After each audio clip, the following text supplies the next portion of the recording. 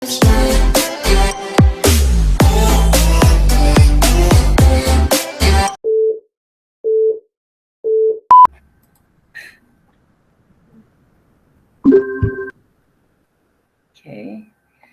Selamat malam Bapak Ibu semuanya. Selamat malam. Masih sehat, masih semangat ya? Alhamdulillah semangat. Kita begadang sampai sahur. Oke, materi kita kali ini meneruskan materi yang pertama tadi mengenai kerangka kurikulum. Tapi sebelumnya kita berdoa terlebih dahulu. Berdoa menurut agama keyakinannya masing-masing. Berdoa dipersilahkan. Selesai. Terima kasih Bapak Ibu. Saya izin share materi yang akan saya paparkan ke panjenengan semua.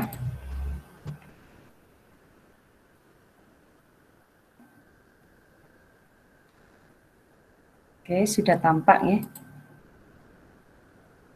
Sudah. Oke. Bapak Ibu, materi kita kali ini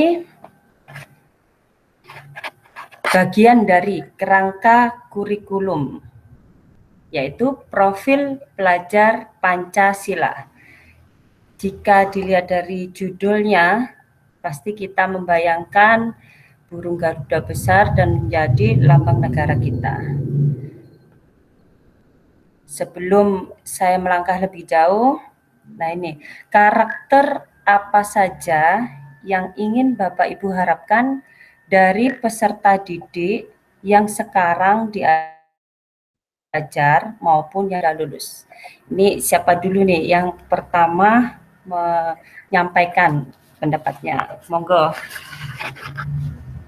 Mungkin dari Pak Alda atau Bu Atia, Pak Ahmad, monggo silakan. Pak Alda, ya. Oke. Karakter apa saja yang ingin saya harapkan dari peserta didik saya yang sekarang diajar saya maupun yang sudah lulus. Jadi gini, untuk karakter ini memang menjadi topik utama ya di pendidikan kita dewasa ini. Saya ingin kalau untuk karakter atau sikap anak itu, saya pengennya anak-anak itu saling sopan santunnya itu pertama, sopan santun kalau Jawa ya, tata keramanya itu lebih dijaga, maksudnya diperbaiki lagi seperti yang dulu. Kayaknya kan pendidikan dulu itu tata krama, sopan santun, kalau bahasa Jawa itu andap asornya itu tinggi, pembelajaran seperti itu. Saya pengennya anak-anak itu walaupun yang sudah lulus ataupun yang sekarang itu menerapkan karakter diri yang baik, yang positif untuk siapa saja, kepada gurunya, ke orang tua, ke temannya, itu menerapkan itu.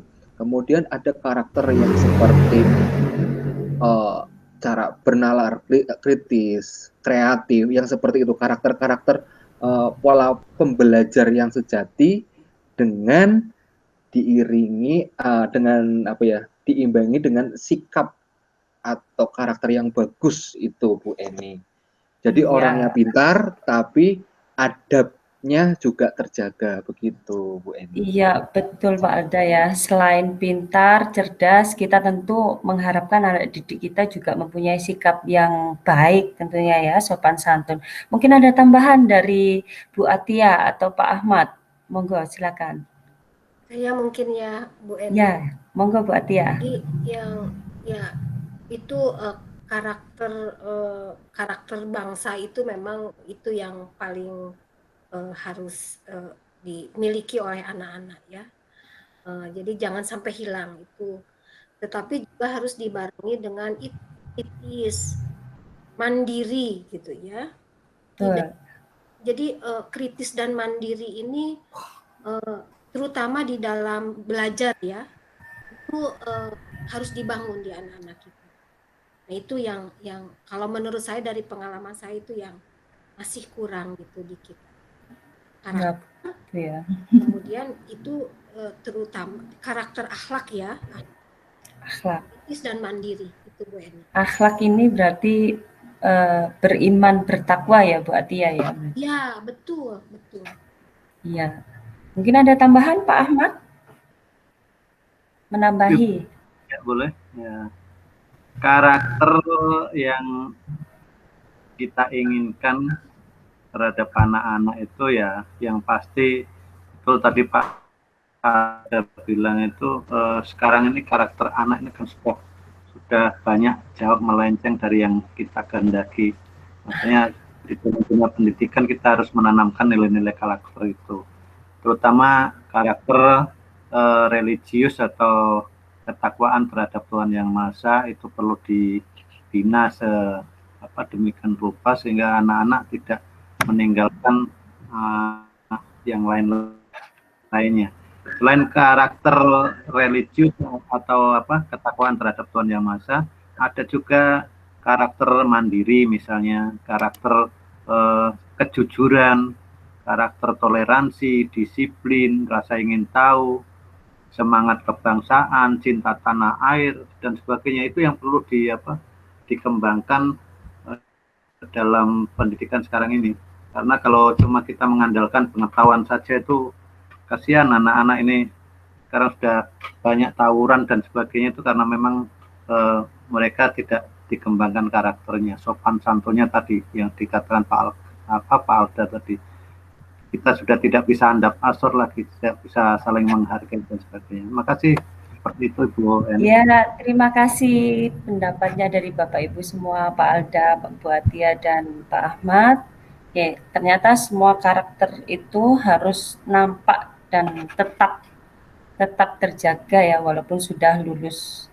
Nah, sekarang kita mengarah ke profil pelajar Pancasila. Apa sih profil pelajar Pancasila? Adalah profil lulusan yang bertujuan menunjukkan karakter dan kompetensi yang diharapkan diraih dan menguatkan nilai-nilai luhur Pancasila, peserta didik, dan para pemangku kepentingan. Nah, selain itu, profil pelajar Pancasila merupakan perwujudan pelajar Indonesia sebagai pelajar sepanjang hayat yang memiliki kompetensi global dan berperilaku sesuai nilai-nilai Pancasila. Dasar profil Pancasila yang pertama, Undang-Undang RI Nomor 20 Tahun 2003 tentang Sistem Pendidikan Nasional, pasal 3, yaitu pendidikan diselenggarakan agar setiap individu dapat menjadi manusia yang beriman dan bertakwa kepada Tuhan Yang Maha Esa, berakhlak mulia, sehat, berilmu, belajar Pancasila cakap, kreatif, mandiri, dan menjadi warga negara yang demokratis serta bertanggung jawab. Dasar yang kedua, filosofi dari Ki Hajar Dewantara yang telah mengkonstruksi visi pendidikan Indonesia yang penting untuk dijadikan acuan sistem pendidikan nasional. Nah, kedua dasar ini menjadikan profil pelajar Pancasila yang ideal, di mana terdiri dari 6 dimensi dengan penjabaran elemen di masing-masing dimensi. Dimensi ini adalah karakter dan kompetensi pondasi yang perlu dikembangkan oleh pendidik. Karena itu, pembelajaran sekarang ini harus berpusat kepada peserta didik.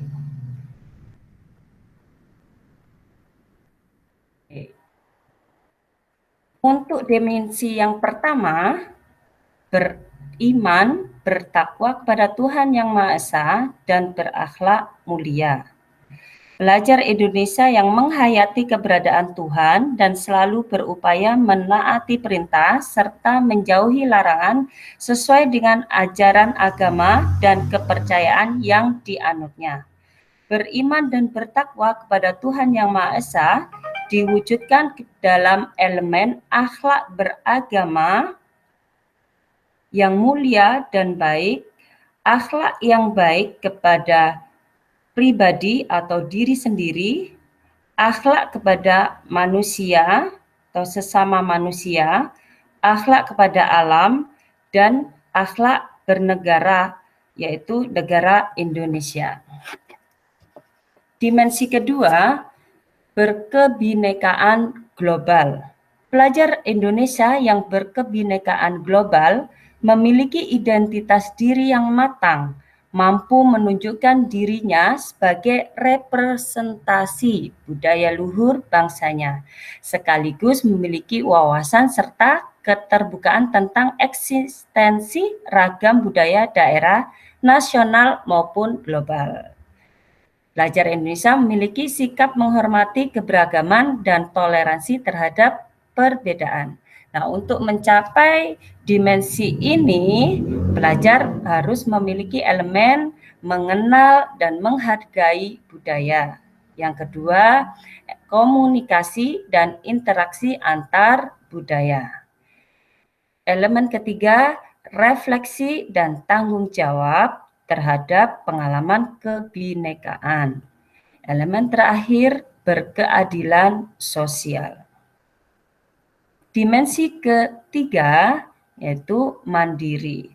Pelajar Indonesia memiliki prakarsa atas pengembangan dirinya yang tercermin dalam kemampuan untuk bertanggung jawab, memiliki rencana strategis, melakukan tindakan dan merefleksikan proses dan hasil pengalamannya.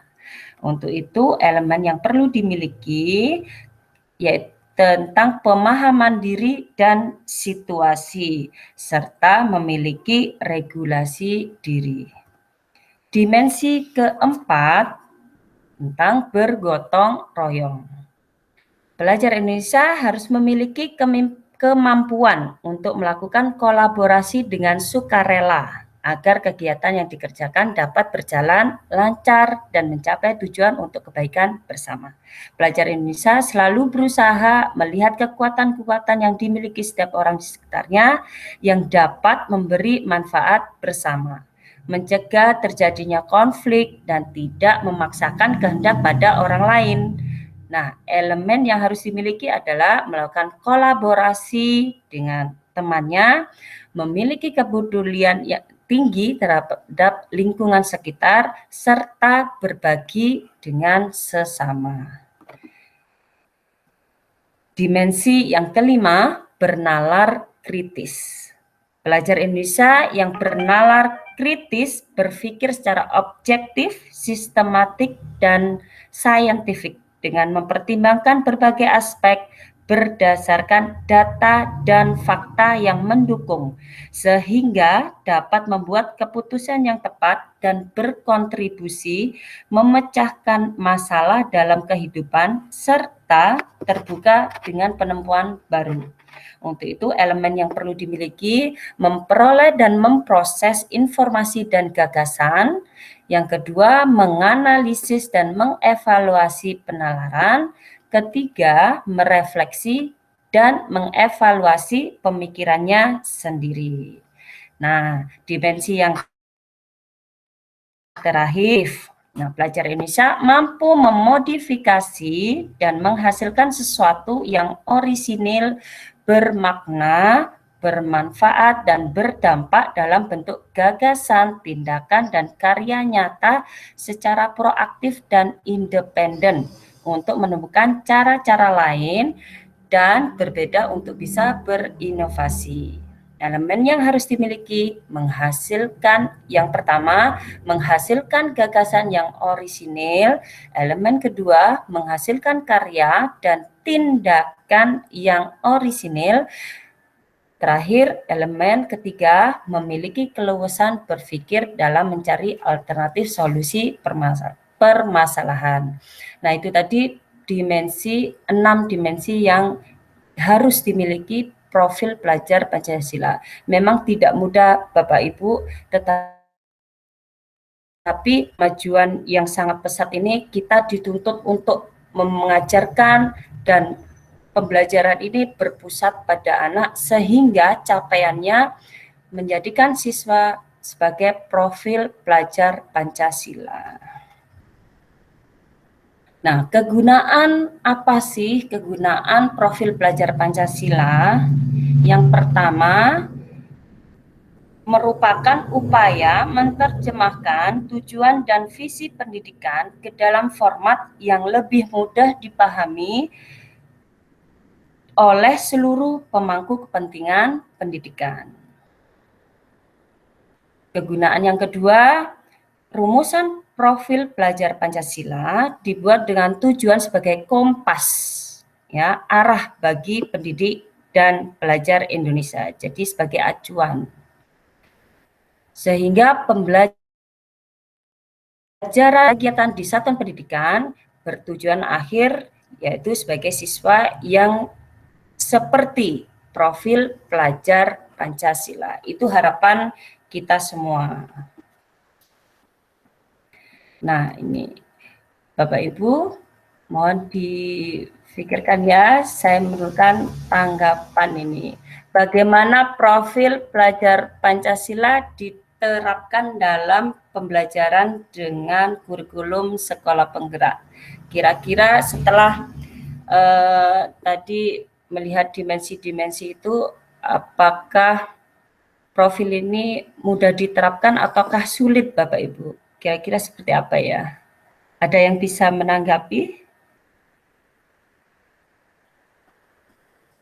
Halo, Bapak Ibu? Halo.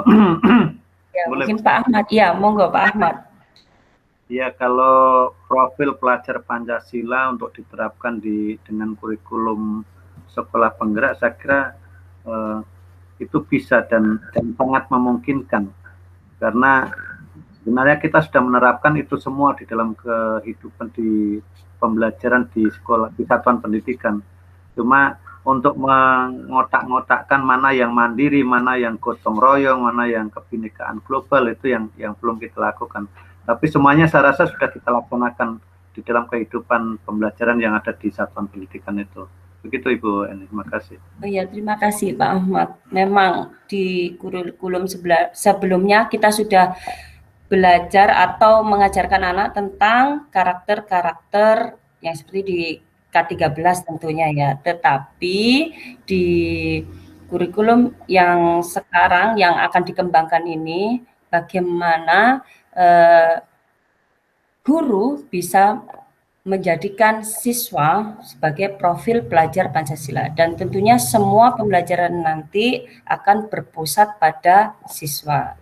Yang telah disampaikan pada materi sebelumnya, memang kerangka ini nanti tujuannya adalah sekali lagi siswa, dan siswa. Bisa dipahami ya Bapak Ibu? Bisa. Kita lanjut ya. Nah, ini penerapan profil Pancasila merupakan karakter dan kemampuan yang dibangun dalam keseharian dan dihidupkan dalam diri setiap individu pelajar melalui budaya sekolah. Nah, ini tadi yang disampaikan oleh Pak Ahmad ya. Kemudian selain budaya sekolah, juga pembelajaran intrakurikuler, kokurikuler, serta ekstrakurikuler. Budaya sekolah melalui iklim sekolah, kebijakan, pola interaksi dan komunikasi, serta norma yang berlaku di sekolah. Kalau intrakurikuler memuat tentang muatan pelajaran kegiatan atau pengalaman belajar. Nah, ini yang kokurikuler ke proyek ini pembelajaran yang berbasis proyek kontekstual dan interaksi dengan lingkungan sekitar. Yang terakhir, ekstrakurikuler, kegiatan untuk mengembangkan minat dan bakat. Nah, semua di SD maupun SMP serta mapel fondasi di SMA terdiri dari 2 kegiatan utama. Kegiatan pembelajaran reguler atau yang disebut intrakurikuler, serta proyek yang ingin jadikan profil pelajar Pancasila yang disebut kokurikuler, ini nanti dijadikan satu menjadi sebuah mata pelajaran. Nah, tentunya semua mata pelajaran ini memuat profil pelajar Pancasila.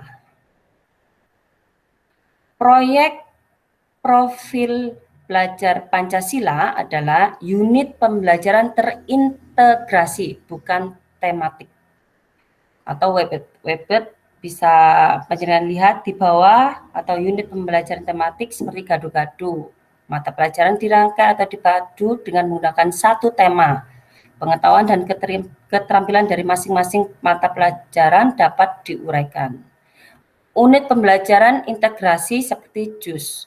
Pengetahuan dan keterampilan kompetensi yang dipelajari dari setiap mata pelajaran berpadu dan melebur, tidak dipisahkan lagi mana yang merupakan bagian dari mapel agama, PKN, bahasa Indonesia, dan sebagainya.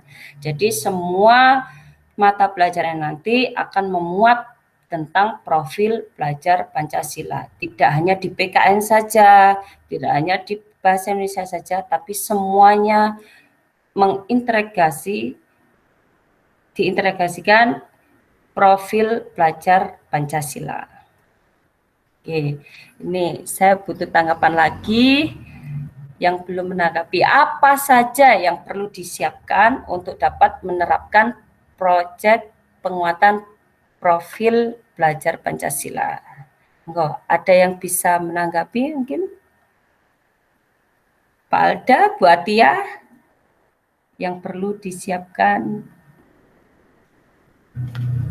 Halo? Sepertinya proyek yang bisa siswa lakukan, peserta didik lakukan, yang mengarah pada profil pelajar Pancasila ya Bu ya. Jadi Iya. mana proyeknya tuh yang integratif gitu. Jadi tadi seperti JUS gitu ya. Iya. Gitu. Oh iya. Iya Bu Atia, benar sekali. Nah ini, apa saja yang perlu disiapkan? Yang pertama gurunya, betul. Nah, ketika kita melakukan pembelajaran, yang pertama siapa yang menyampaikan? Tentu guru. Nah, guru ini melakukan pengelolaan jam pelajaran dan kolaborasi guru, serta pengaturan alokasi jam mengajar guru tetap sama. Yang kedua, pengelolaan waktu dan kegiatan, menyiapkan sistem dari perencanaan hingga penilaian. Jadi guru ini setelah melakukan pengelolaan jam pelajaran dan kolaborasi dengan guru yang lain, maka melakukan pengelolaan waktu serta kegiatan apa yang akan disampaikan, seperti menyiapkan penilaian. Yang kedua, pendokumentasian proyek untuk portofolio, karena ini nanti setiap mata pelajaran nanti selain ada teori seperti yang K13 juga berdasarkan proyek juga, yang nanti hasil akhirnya anak-anak sebagian besar didokumentasikan dalam bentuk portofolio. Yang ketiga, guru juga menyiapkan tentang kolaborasi dengan narasumber seperti masyarakat, komunitas, universitas, dan praktisi. Semuanya ini dikelola, direncanakan sebelum melakukan pembelajaran tatap muka dengan anak-anak. Nah,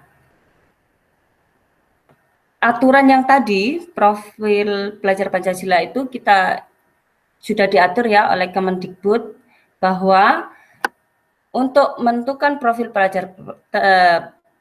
belajar Pancasila, tentu saja tema-tema untuk setiap proyek diimplementasikan di satuan pendidikan, kemudian diturunkan pada pemerintah daerah dan satuan pendidikan.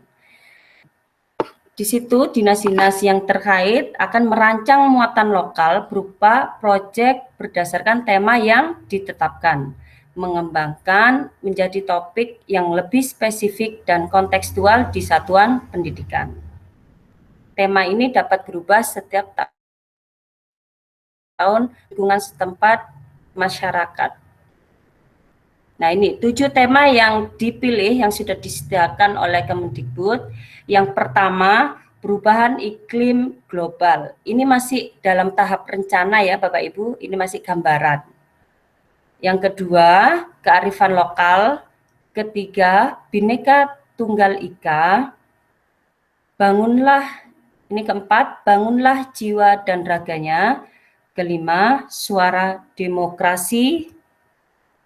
Keenam, berrekayasa dan berteknologi untuk membangun NKRI. Yang terakhir, 7, kewirausahaan. Nanti dari 7 tema ini, tadi yang sudah disebutkan sebelumnya, pemerintah daerah dan satuan pendidikan memilih mana yang cocok dengan satuan pendidikan. Nah, ini contoh pengembangan tema. Misalnya, tema perubahan iklim global. Contoh proyek dari PAUD, SD, SMP, SMA, elemen profil Pancasila yang dasar. Yang pertama ini, beriman, bertakwa pada Tuhan Yang Maha Esa, akhlak terhadap alam, menganalisis dan mengevaluasi penalaran. Kalau PAUD masih dalam tahap mengelola sampah. SD, nah, kampanye sederhana untuk memecahkan isu lingkungan, misalnya banjir. Elemen yang dicapai, akhlak terhadap alam. 2, memperoleh dan memproses informasi dan gagasan. Di tingkat SMP, membuat purwarupa sistem pengelolaan sampah di sekolah. Elemennya yang pertama akhlak terhadap alam, kedua menghasilkan karya dan tindakan yang orisinil. Yang terakhir tingkat SMA, proyeknya nanti bisa anak siswa mampu mengelola dan memanfaatkan sampah dengan baik. Elemen yang dicapai adalah akhlak terhadap alam. Yang kedua, menganalisis dan mengevaluasi penalaran. Nah, ini masih satu dimensi. Nanti jika dijabarkan di dimensi lain, bisa tentu saja memerlukan alokasi waktu yang lebih banyak ya. Ini kan masih contohnya saja. Jadi Bapak Ibu tidak usah bingung, nanti ada waktu tersendiri untuk melakukan diskusi dengan kelompoknya, dan ketika nanti terjun ke lapangan, tentu saja jangan bingung, nanti ada waktu yang kira-kira cukuplah untuk mengembangkan tema ini. Nah, ini adalah rancangan dari perencanaan proyek. Yang pertama, identifikasi kesiapan sekolah. 2, sekolah dapat menilai identifikasi tingkat kesiapan sekolah, yaitu sekolah dapat menilai tahap pelaksanaan proyek berdasarkan tingkat kesiapan sekolah. Yang kedua, pemilihan tema umum. Sekolah memilih beberapa pilihan tema yang dijalankan dalam 1 tahun ajaran berdasarkan isu yang relevan di lingkungan murid. 3, penentuan tema-tema spesifik. Dari tema besar, sekolah menentukan ruang lingkup isu yang spesifik sebagai proyek. 4, pemilihan sub-elemen profil pelajar Pancasila yang akan menjadi fokus pengembangan pada peserta didik di setiap proyek. 5, membentuk tim fasilitasi proyek. Sekolah menentukan guru-guru yang akan mengelola dan mendampingi murid dalam melakukan proyek penguatan profil pelajar Pancasila. 6, penentuan alokasi waktu. Mengatur waktu dan durasi pelaksanaan dari setiap tema proyek yang dipilih. 7, eksplorasi dan pengembangan. Tim guru yang mengeksplorasi isu dan menentukan alur proyek. Di tahap ini, tim guru juga mengidentifikasi mitra, narasumber atau organisasi yang dapat diajak bekerja sama. 8, menentukan alur proyek dan asesmen. Tim guru membuat alur proyek dan bentuk-bentuk asesmen performa melalui kegiatan-kegiatan proyek. 9, memastikan faktor penduduk proyek sesuai dengan perencanaan, yaitu mengkonfirmasi narasumber atau organisasi mitra, memastikan waktu dan tempat kunjungan. Jadi berbasis proyek juga. Perencanaan ini bisa dimodifikasi sesuai dengan kebutuhan dan kondisi di lapangan. Tahap kesiapan sekolah. Nah, tahap awal, sekolah yang belum pernah melaksanakan pembelajaran basis proyek, konsep pembelajaran basis proyek baru diketahui oleh guru, dan sekolah fokus menjalankan proyek secara internal, tidak melihat melibatkan pihak luar. Tahap berkembang yaitu sekolah yang sudah pernah melaksanakan proyek. Konsep pembelajaran berbasis proyek sudah dipahami sebagian guru dan sekolah, mulai melibatkan pihak di luar sekolah untuk membantu salah satu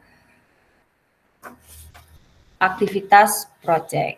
Tahap lanjutan pembelajaran basis proyek sudah menjadi kebiasaan sekolah.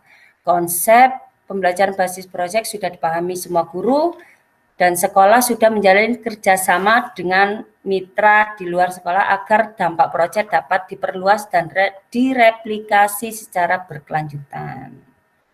Nah, ini waktu dan durasi pelaksanaan tema proyek, yaitu menentukan durasi pelaksanaan untuk setiap tema proyek yang dipilih dapat disesuaikan dengan pembahasan tema. Durasi dapat dipilih antara 2 minggu sampai 3 bulan, tergantung tujuan dan kedalaman eksplorasi tema. Jika sekolah bertujuan untuk memberikan dampak sampai lingkungan di luar sekolah, maka bisa jadi durasi pelaksanaan proyek membutuhkan waktu yang lebih lama. Sekolah diharapkan dapat mengatur jadwal belajar yang membuka ruang untuk kolaborasi mengajar antar guru dari mata pelajaran yang berbeda. Ini tahap awalnya ya, untuk menentukan waktu durasi pelaksanaan, setiap tema dilakukan dengan jadwal belajar yang seragam, ini tahap awalnya. Kemudian tahap berkembangnya, jika sudah bisa melakukan pada tahap awal, maka pindah ke tahap berkembang.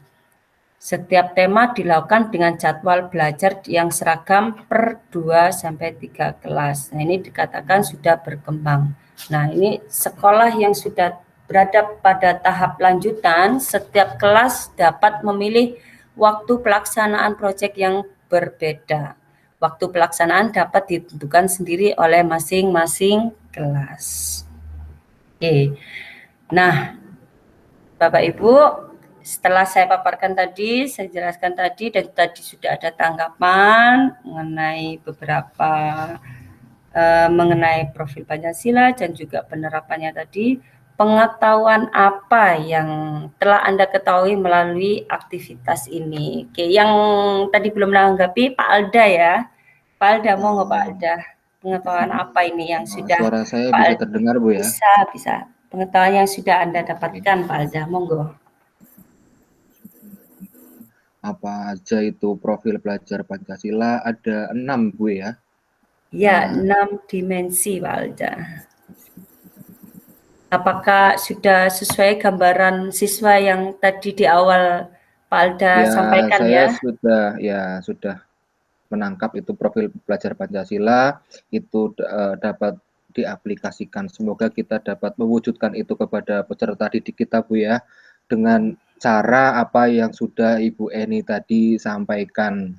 Tadi banyak sekali yang sudah disampaikan, itu sangat lengkap.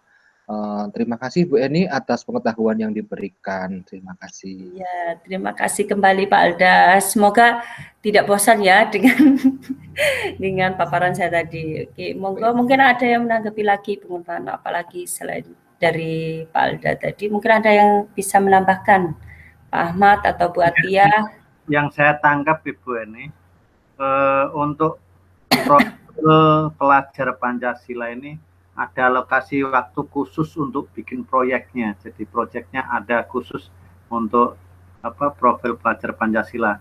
Kalau yang kurikulum dulu kita kan dia terintegrasi, tapi include-nya di mana juga kita masih kabur-kabur. Tapi kalau yang sekarang ini kan sudah diberikan alokasi waktu entah berapa persen yang untuk proyeknya itu bisa dilakukan. Makasih Bu. Betul Pak Ahmad. Untuk alokasi yang lebih jelasnya akan kita bahas di sesi berikutnya ya. Ya, ini cuma sekedar informasi saja memang bahwa untuk mencapai proyek ini memang ada alokasi tersendiri.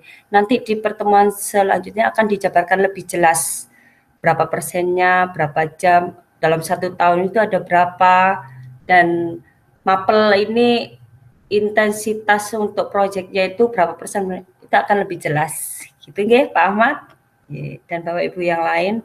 Mungkin Bu Atiyah terakhir nih menanggapi pengetahuan apa yang Bu Atiyah dapatkan. Halo Bu Atiyah? Ya, jadi itu dari profil pelajar Pancasila ini bukan tematik ya, Bu Eni, bukan tematik, tetapi pembelajaran yang terintegrasi semuanya. Jadi tidak ada lagi sekat-sekat antara mata pelajaran. Itu semuanya terintegrasi untuk mengarah pada sasaran capaian pembelajaran yang mengarah pada profil pelajar Pancasila. Itu yang saya tangkap, Bu Eni. Ya, betul Bu Atiyah. Ya, memang ya. Capaian pembelajaran memang tujuan akhirnya menjadikan siswa seperti profil pelajar Pancasila yang mempunyai 6 dimensi. Nah, semoga anak didik kita nantinya ke depannya menjadi siswa yang sebagai profil pelajar Pancasila. Oke, sampai di sini dulu Bapak Ibu. Terima kasih atas tanggapan serta masukannya tadi. Sampai jumpa di materi berikutnya. Kita akan membahas lebih dalam lagi bagaimana cara membuat kurikulum. Saya akhiri sampai di sini. Sebelum selesai kita tutup dengan berdoa dulu. Berdoa dipersilahkan.